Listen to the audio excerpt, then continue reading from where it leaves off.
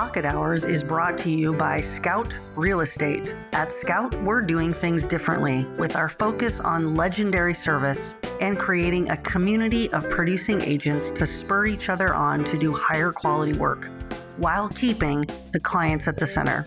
Come see how it feels to work with a small group of committed brokers with the shared goal of upping their game. For more info, please contact Jennifer Nelson, founder and owner of Scout, 206-227-7966 or jennifer@scoutrealestate.com.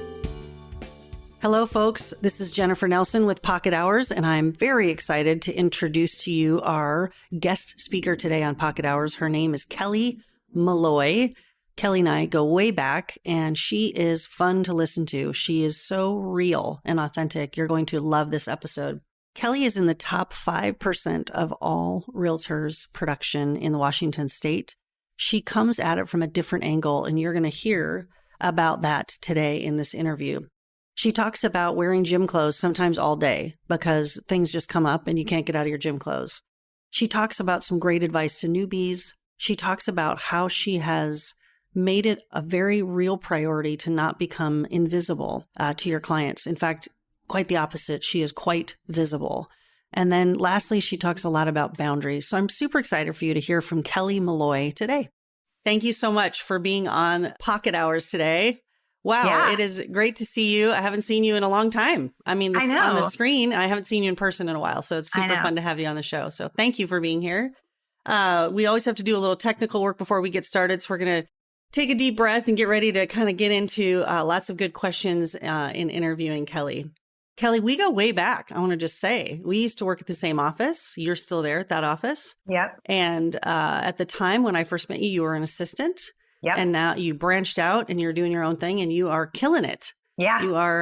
You really are quite productive, which is why I want you on the show today. We're going to talk about your production in a minute. So we're going to launch right in. So tell me a little bit about who Kelly Malloy is, family, pets, what's going on with your life. Let us hear about it. I'm a West Seattle resident, 3 kids, 3 teenagers, 1 in college, 2 dogs, 1 cat, live in Admiral. I'm originally from New York. I grew up in Long Island and made my way to Seattle back in the early 90s, planted my roots here. And so I don't know. I guess maybe that makes me a Seattleite, but truly a New Yorker in heart. Okay. New Yorker. I don't even hear the accent anymore. Did you have it when you first came over? No, came over on the boat. Yeah, on the boat. That's all right. the way from New York. Every once in a while, someone might hear a little bit, or my kids might hear some words that I say that are weird to them, like how I say Florida or orange. Okay. But for the most part, I did not have a very thick accent. I'm from Long Island, so I didn't even have a thick Long Island accent. Oh yeah, I was going to say that's a good accent. Yeah. So tell us what you did before you started doing real estate. What were you doing? Gosh, I spent about 17 years. Once I realized that corporate America was not for me, I was a massage therapist and a birth doula. Nice. Mm-hmm. That's cool. Mm-hmm. How rewarding is that? That must have been amazing. Amazing to be privy to the amount of births that I was to support those people. I mean, the parents, as well as even staff and hospitals and nurses. And I mean, it's a whole different world, and I loved it. And I guess at some point I was rolled into this career, just helping a friend out in real estate because having young kids, it got a little bit hard to be gone for 24 or 42 hours, at a birth. So I kind of started to soften that and sort of see what else was out there for me. And I did all 3, but honestly, being a birth doula was probably the best training to become a successful real estate agent. Yes, that was going to be my next question. I love that you just segued so perfectly. How has that, what's the crossover? My background's education, so it's sort of an easy transition for me, right? In educating buyers and sellers. What about being a birth doula has got you ready for real estate? Well, I think what people don't realize so much in the real estate world until they're in it is the emotional component of it. Mm-hmm. And so when I'm able to support, people going through the buying and selling process, I feel like I just kind of can tap into my suitcase of, words and wisdom when I'm helping people go through, childbirth. It's, and not even just childbirth, but the 9 months up to it, or even the anticipation of wanting to get pregnant and the stress sometimes around that. And, instead of a baby, it's a house. It's just, it's a different level of emotions, but still a lot of support and guidance is needed.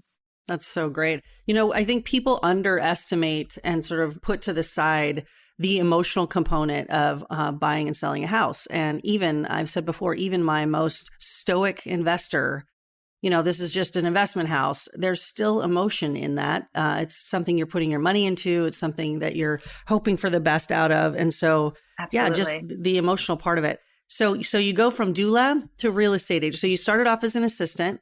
Yes. And how long were you an assistant? A long time. So I was an unlicensed assistant for a few years, maybe a couple of years. Maybe even less than that, until she was like, you just should go get your license, because it was, she was a super busy agent and we both had young kids and support at home where I could get away on weekends and do open houses. But without being licensed, I wasn't able to, show people houses, get into houses and do open houses. So I just went and got my license, actually really on a whim. I was like, okay, I mean, that sounds fun. I'll take the 2-week class. And I did. And I went and sat at Rockwell every day for 2 weeks and got my license, which I was so pleased about because I was never a very good test taker. And so I really, even having to get my massage license, all that, I'm like, oh, I just hate tests. I have serious test anxiety. But I did it. And then with that, we just created a partnership. So I was a licensed assistant. I always kind of go off my daughter, who's going to be 17. And I want to say she was 2.5 or 3 when I started. So started as a licensed assistant and really just learned from the best of them. And she eventually left for a bit. And then I kind of tried to figure out what I was going to do. And then I ended up being licensed assistant for another agent. And I did that for about 7 years. And in spring of 2019 is when I went off on my own. Maybe it was 18. I honestly can't remember because COVID, there's just a blur of time. But I want to say about 3 years ago, I decided to hang my licensed assistant hat up. You're done with that. I hung that up and I went off on my own. Wow. And I want to know, so for those of you that are listening to the call that are an assistant or thinking of being an assistant, one, I want you to talk for a minute about what you think you gained from that. And then the second question, and I'll come back to it in case you forget, is what it's like to be on your own now. Because I want to just say for anybody listening, Kelly Malloy's career has absolutely gone crazy. And she is one of the top producers out there right now, especially in West Seattle, but sort of in general. And we'll get to those numbers in a bit. But sort of answer those two questions, if you will, for the people listening. I think being a licensed assistant in this business is a great way to get into it. There's so much to learn, and it's a lot of work. If I had just jumped in with both feet, I don't think I would have lasted. I don't think I would have been able to manage the time. Again, like I said, I had, young kids. Now, maybe different, right? I'm not as, so involved and needed, sadly. We can talk about that later. Exactly. But man, I learned, not only from the 2 agents that I worked with who they were established agents. So they were on the other side. I learned so much from them. And then just really people like yourself and the brokers that we had that were managing the office. And I just soaked it all in. I was always like, not going on my own. I'm not going on my own. It's so much work. I can't do this. I can't, all that. But there was a time where it was like, oh, now I can. If you can and you want to really learn the ropes. And it doesn't have to be, I think for me, it ended up being maybe 10 years total. Give yourself 3 years with someone and just learn the guts of it and then go off on your own. So I think it's a great platform to start out in this business. Yeah. And it sounds like confidence is what it took. It grew in you to be able to say, oh, I got this. For sure. I don't need to sort of be on someone else's ticket I can go do this on my own. That's great. Yeah. That's great. If you can think of a weird encounter that you've had in real estate, just anything you think of, top of your head, I'll give you some examples. One of the brokers I interviewed said that she walked in on squatters, people in a listing that, was vacant. And lo and behold, she comes in and there's a family living in the house that she's trying to sell. I talked about breaking a window. There's just been random stories. So can you think of anything? A long time ago, I had a scheduled showing and went in with my clients, and we're like in the kitchen, and we realized that someone was in the shower. Oh, okay. And Awkward. we were all like, oh my God, what do we do? What do we do? We were like scrambling to get out of the house, like that person, they forgot, or I don't know what it was, but it was just like, oh my God. Yeah. Thank God they didn't come out. I don't know. Yeah, no kidding. You're like handing them your robe and here you go. We're here. Yeah. Hey, we're here. We're here. We're going to look at the house. You can get dressed while we're here. Oh my gosh. Yeah. That was embarrassing. So with that, maybe I have a little PTSD because now when I enter a house, I'm like, hello. Oh yeah. I always make a lot of noise. Yes. Yes. Broker here. Yeah, totally. A lot of noise. I think we've sort of talked a little bit about this in terms of your advice to say, if you're thinking about getting into real estate, that potentially being someone's assistant or being on a team is one way to go to learn the ropes. But for those folks that are on the call that are brand new in the industry, and for me, that means brand new is right away, but it also just means in the first couple years of doing real estate, you're still a newbie. Yeah. What advice would you give them looking back now at, 10, I don't know how long you've been licensed, long time ago. What do you know now that you wish you would have known then that you can give that advice to them? Well, I think that there's like this 3-year mark that you have to get through, whether you're training for a run or whatever a goal is, and you get to that part that's like feels really hard, and you have to just get right through it. I feel like there is that 3-year mark in real estate. So like the first year and the second year, like they're hard, but if you just hang on and you take the advice of the people that are there for a while, and maybe if you don't even want to, because not everyone can be a assistant or licensed assistant. There are people, and especially real estate agents, that like it's their way or the highway. And so it's really hard to probably be a little bit flexible and create a team or be on a team. So, and that's okay too. So I think the best thing is just to persevere and like try and get to that 3-year mark. And I think you'll see a difference. That's great. I love that you just said there are some realtors that are their way or the highway. I love that. I would say they're all realtors their way or the highway. We attract a very interesting group of people, don't we? And from all different walks, really, from all different walks. But I think one common part is that most realtors are really wanting to make their own mark. Yeah. And so their maturity level around that varies. But yes, they want to make their own mark. Okay, so tell us a little bit. This is the vulnerable question. Maybe there already have been some, but here's one that's really going to go with you, I think. What is hard for you about being in real estate? Not knowing the answer. Okay. Honestly, not knowing how much your house is worth when I feel like I'm supposed to know. Mm-hmm. I'm supposed to know. I have the data, and here's the data. And at the same time, I'm like, but I don't really know. Mm-hmm.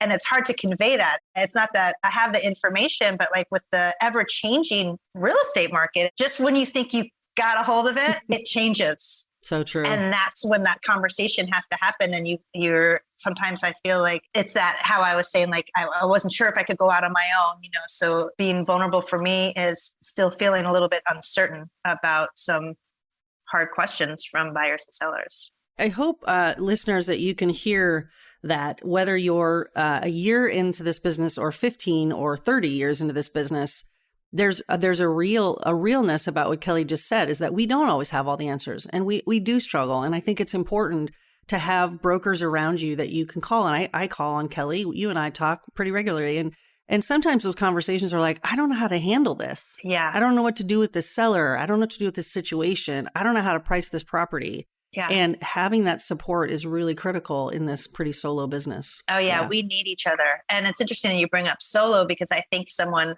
would ask me that, if how's it going? Or, sometimes I'm like, I don't know if I could do this. But it's like, I think sometimes I do feel lonely in a business that's actually very full of us, right? Like there's so many of us, but I still feel lonely. And so I think that's hard, because I'm not that. I like to be with people, and I like to, even though I realized corporate America was not me and I was not going to be in an office, I go to my office not because I want to be in an office, but because I want to be social and I want to talk to my people. And so, I really do agree that we need each other, even if we're on our own, to be successful. For sure. I remember post-COVID, I guess it's still COVID, but you know what I mean? Post the acute part of COVID, I saw a realtor at the grocery store, and I went and just hugged him. I was like so excited, right, to see someone else that did what I did. Because during COVID, I really didn't see anyone, Yeah. particularly even realtors. We didn't have open houses. We didn't have Right. brokers or anything that would bring us together, clock hours, etc. So I interviewed a broker at one point who sells about 60 homes a year. And I remember him saying, every single year, I wonder if I'm going to sell another home. Every single year, right? So because our work is dependent on people trusting us, we have to believe that our expertise, right, and sort of the work that we do is going to continue to bring us work. So, Right. okay, tell us a little bit if you can. I know our schedules change from day to day, depending, but what's a day in the life of Kelly Malloy look like? I'm lucky if I get to the gym, and then I'm even luckier if I get out of my gym clothes by the end of the day. Okay, fair enough. All right, the gym clothes realtor. I like it. I'm a very hands-on real estate agent, as are many people, I think. Part of my success is, which I laugh about, where I'm like, I can't believe I am scrubbing the front steps of the stoop, or God, I didn't know I was a landscaper, or, changing the light bulbs, or running to Home Depot, or, yes. So my days are, today I've already been at someone's house and checked on the painter, and then I'm going to go to Home Depot, then I'm going to go to the office, I'm going to print some listings, and I'm going to go have an appointment with a seller, and so it's busy when it's busy. Right. So there can also be that's a day in the life of Kelly where it's busy. I'm in my car, I'm running around, I'm texting. I'm a little bit of a chicken with my head cut off because I'm spinning in many different directions. Okay. And I'm hoping I get to the gym. Okay. I try and make that a priority. Like today I signed up for noon. I'm like, I don't have anything going on at 12 o'clock. I will go to the gym. If I don't commit myself to that, I will find some other ways to fill that time. So if I'm not super busy, and also with this business, I don't know if you feel the same way, but I feel like it's feast or famine. So I'm either like way up here on high speed spinning where friends are like, where have you been? I haven't heard from you. I'm like, I'm working. And then there's times where I'm like kind of walking around my house. Should I clean my house? I don't really want to do laundry. Oh no, what if I don't have another client for 6 months? What if another paycheck doesn't, it's like, then my head starts to spin that way. And I have a day in the life of Kelly. It's like, will there be another house to sell? Yeah, for sure. And trying to focus maybe on the business, building the business, reaching out to people, and sitting down more at the computer and doing that stuff. Pocket Hours is brought to you by Scout Real Estate. Hi, I'm Jennifer Nelson, owner at Scout Real Estate. I started this firm with the vision of doing things differently, with our focus on legendary service for our clients, and creating a community of producing agents to spur each other to do higher quality work. If you are interested in learning more about how a small group of like-minded brokers have come together to have some fun while doing a lot of business, reach out to me, 206-227-7966, or email jennifer@scoutrealestate.com. I promise you this, fun is a high priority for me, but so is winning. So if you appreciate those two things, you might be interested in Scout. Looking forward to hearing from you. I feel like you hit on something that others that I've interviewed have said, and that is that there has to be, or you'd like there to be, and when you're on your game, an anchor in your day that you sort of work around. And so for you, that's the workout. Yeah. If you can get that workout in, it feels to me like you then can figure out the rest of your day that makes you feel grounded and anchored. Sure. And I know there's days when I don't get it in that I feel like I'm constant catch up all day. Yeah. No matter what. Like, I have time, but yet I haven't done the one thing that I know grounds me. And that's different for everybody, right? That could be meditation, that could, whatever it is for you as a person, but being able to say, I'm going to do this as much as I can every day, and then I'll figure out the rest. Yeah. And I have to do that. Yeah. If I wake up in the morning and right away my head starts to go about like the paint on the front steps or the price of the house or, the whatever I have, I actually do try and do a little meditation to try and just like 10 to 20 minutes just to try and ground me and slow down and become a little bit more focused. Yeah, for sure. I love that you just brought up something that we haven't talked about on the show yet, and that is just the other duties as assigned. Right? Like no one, when they hand you a real estate, job description, which I don't even think exists, but let's pretend there is one, They don't say in there typically, by the way, sometimes you're going to be carting your lawnmower over to your listing to cut the lawn prior to listing the house, right? They don't tell you that you might have a paintbrush in your hand. You might be spackling something, right? You're all of a sudden you're a do-it-yourself expert. So tell me a little bit about how you determine when to do that. I do it all the time. Okay. So there really isn't a when. And when people hire me, I'm full on agent. I mean, I've babysat kids, I've walked dogs, I have helped clean houses, I have landscape, I do it all because I really feel like that is for the good of the house. These sellers, they want top dollar. Well, here's what needs to get done. And if I need to partake in getting that done. I definitely, I'm not the painter. I'm not the electrician. I'm not the plumber. Like I've got, we all have the people for all of that. But yeah, sometimes at the last minute, the paintbrush needs to go into your hand or that shovel needs to go into the garden. For sure. And I will say that is something that when people hire you, Kelly Malloy, that they know they're getting someone who's going to do everything you can to get their house the most money, to get their house sold. I mean, I try and sell that. That's a hard pre-sale.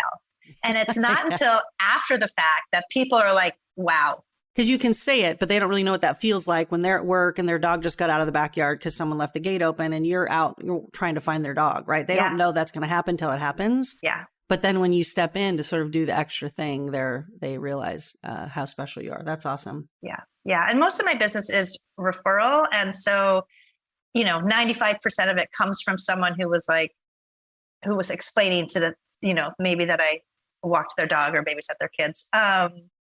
Which I just use that. Someone's going to be like, I am not babysitting kids. Right. It's a little bit of an exaggeration, but not really. I'm working on a listing right now. They called me off of a sign call and, I had to go sell myself and be interviewed. And I'm super grateful that I got the job and they're seeing right now everything that I talked about, and super grateful. And they live close. And so they walked by my house the other day. We started talking and they're very stressed out and she feels very sad and emotional. And so it was, and she literally said to me, how do you do this every day? Thinking about I'm working with people like her regularly. Yeah, gotcha. You're in your head, you're thinking, I only work with one of you at a time. This kind of person, right? Yeah, that's great. That's right. Everybody's different. And I feel so pleased that I can step up and show them that everything I said I was going to do, I'm doing. That's awesome. I will say that there's somebody, I think it was Larry Kendall, who said legendary service. He talks about legendary service and legendary service doesn't mean that you're giving a discount. It doesn't mean that you're right. Like it's not a money thing. This is what Kelly's exactly doing is saying at the end of whatever we're doing, when you hire her, we want you to be wowed. We want you to remember something that isn't just Kelly sold her house. Right. No, Kelly sold her house and here's the thing they're going to talk about, right? That's how referrals happen is the extra. It's the legendary part of that service. So that's awesome. Right. So Kelly, talk to me for a minute about the listeners on the call that are saying, Kelly, I've been doing this for 7 years, 5 years, whatever. I'm not a newbie anymore. But here I am sort of getting the same income every single year, not really able to up level. Is there something you would say to them that you think changed the trajectory that got you where you are right now and the level of business you're doing? You got to put yourself out there. The one thing I remember in real estate and that Rockwell class was, she said, never be an invisible agent. And I think that's really good advice where for me, there's a little bit of a fine line. I don't have it in me to go door to door or something like that. But I created the neighborhood watch list. And so I know that Kelly at Windermere is going to 40 houses around me, or, you know what I mean? And so sometimes there's the little things and, starting just next door is where you start because, the worst is maybe like your neighbors, the sign goes up and your neighbors are like selling their house. They're like, what? I didn't know you were a real estate agent. Exactly. That's advice that sort of stuck in my head is never be an invisible real estate agent. Let everybody know what you're doing. And that's great. Yeah. And besides sort of the neighborhood watch, because I think that this begs the question, how do you let people know that you do real estate? What do you think is the best way or some best ways to let that information get out? Well, I do postcards for all of my listings and I do social media. I was doing interviews and before and afters and kind of social media back before I even ended my last partnership. And I feel like I was doing that before anyone else was. And I really was just doing it because I just thought it was fun. Honestly, when I was in college, I wanted to be a DJ. And so this was me like using my voice and just doing I don't know, there was just a little part of me and I loved marketing and stuff. And so I had so much fun giving people the transition from my houses that I walk into and then the steps along the way to the end. I've kind of stopped because that's pre-listing. And so I have to be careful not to do that. But it was actually, and I've had people, and I started this sort of coffee clutch called Coffee with Kelly. And with that, I would put that on social media, like, oh, Jennifer Nelson and I got together and it was great to talk and not even just talk real estate. It wasn't even that I was solely making it about real estate. I was making it about life and staying in touch with people and having interviews with people like yourselves and other colleagues, and it being about us being united and not competitive. And then I guess COVID hit and obviously I stopped and, haven't gotten back into it so much. But with that, there was times where I was just walking down the street. Now we live in a small neighborhood and I see a lot of people. I headed out my house the other day to go on a run at 4:30 and I didn't start until 6 because I saw 4 people along the way. Right. And so I remember walking down my street and someone rolled down the window like, coffee with Kelly, and I sort of laughed and I was like, That's oh, great. Social media can work. And so for sure. I think, with making it fun for people, I think social media is still a good tool. That's great. We said this on a show before, but I'm going to say it again because I think it bears reminding that people that, and you know who you are, those that are listening, and we know who you are because we see you on social media, that all you do is real estate. That your entire presence on social media is about your new listing or your this or that. And you don't balance that with who you are as a person outside of your career. Right. I skip your posts now. I don't want to hear about your next new listing only. I'd like to actually get to know you more. So there's this sort of appropriate voyeurism, as we call it in social media, that says, who are you? And if you're a workaholic, then you become less interesting to me. And I would think your clients as well. Yeah. And so I think, balancing you're right. it. Balance is great. People want to see both sides of your life. Yeah, for sure. So speaking of balance, Kelly, how do you balance personal life, work life? Sometimes I don't. Yeah. Yeah. In all honesty, sometimes because it goes back to that feast or famine where if I'm just so busy, the family's sort of just attuned to, mama's just out and about. But as I've gotten more into it and feel a little bit more, boundaries, where I have to try and create a little bit more boundaries where. I love that you just said, what's the word? It's a familiar topic, but you forgot the word. I love it. Okay. I did. I forgot what's that word? Yeah. Let's say for the gym, for example, if someone were right now to be like, oh my God, can you meet me at noon? It takes every bit of me to be like, you know what? I have an appointment at noon. I don't tell people I have to pick my kid up or I'm going to the gym or I'm going I call everything an appointment, which was also some advice that someone gave me. And I really like that because they don't really give a shit that you got to pick your kid up from soccer. Sorry. No, it's totally fine. You're good. I said a bad word. It's all good. You're fine. Keep going. They don't want to know. They just want to know if you can meet them at noon. And so, I guess one thing to answer your question is that I'm trying really good to be like, oh, I'm sorry, I have an appointment at noon. Could we meet at 1:15 or could we meet at 10:30? And so that's taken me a long time. Yep. Boundaries are important. And I love this. And I'm going to just repeat it because it's so important. And I learned this later too in my career. An appointment, by the way, is a massage. An appointment is time with your kid. An appointment is going to church. An appointment is whatever you do.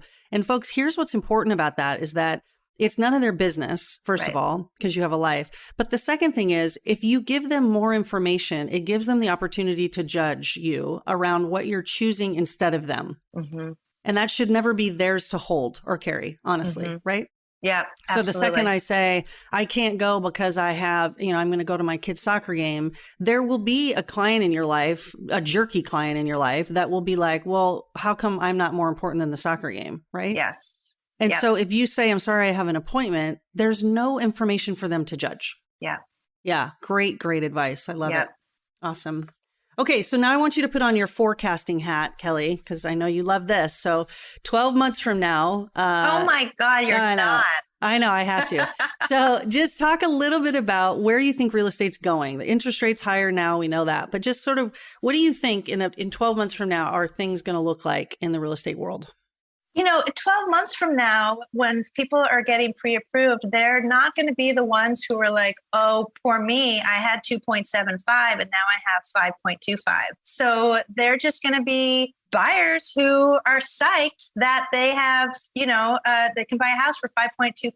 And Seattle is an anomaly. Seattle, we just watch Seattle stay above when everyone else is kind of doing this, right? Yeah. And then yes, we'll go down and match. And I bought my house at the high and watched it all crumble, and here I am back at a high, right? So It's like I just trust the ebbs and the flows. And a year from now, I think we're going to be fine. The houses are going to sell, and buyers are going to buy, and Seattle is still going to be thriving, and hopefully kind of picking itself back up after COVID and, shining once again. I love it. And one of the reasons I asked this question to all the people on the show is because this is the sort of security and comfort that Kelly's going to give a seller and a buyer when they're asking the same question, right? So she's telling this to some realtors or potentially clients listening to the show, but you could hear in your response, Kelly, just that you're like, it's all going to be fine. I mean, here's your doula. Your doula's coming back through if we're going to circle back. Yeah. just there's a comfort around your confidence, and also that the bottom's not falling out. Right. We're going to be okay. We got this. We got this. That's right. So tell me, is there anything else that you think is important to say or you want to say to the listeners about this? There are going to be people listening to this 5 years from now too. Just keep that in mind. This is in posterity saying, yeah, right. Amazing. So what else do we need to know about Kelly Malloy? Hopefully in 5 years, whatever I said, they'll be like, she did not know what she was talking about. Nice. You do. You absolutely do. Your productivity shows it. Thank you. I think that when people ask me about this career, and there's definitely days where I'm like, I can't do this anymore. But just like I tell my buyers who are thinking the same thing, I just pull myself up from my bootstraps and keep on going. And it's a great career. It does have flexibility if that's what you need. You're not in an office if that's what you don't want, while at the same time it's demanding. And so there's this yin yang. But I guess that's, I thrive on that. So it's not for everybody, and it's not for the faint at heart. True. But that's so true. It's a great career with great people. That's awesome. That's awesome. Kelly, I feel just super grateful for your time today. I know you're very busy, and I appreciate you sharing, because I got a lot out of this personally and took some notes for myself. And your authenticity and your ability to relate to people. And I've just always counted it a blessing that I'm a colleague of yours and a friend of yours. So thank you for being on the show. Me too. And thank you. And I'm so excited for you and proud of your endeavors. Thank you so much for listening into Pocket Hours. I hope this has been interesting, fun, made you laugh, made you think, spurred you on to do and implement some new things in your business. I appreciate your time and hope this has been a good use of it, period. Now, go be the agent you would hire.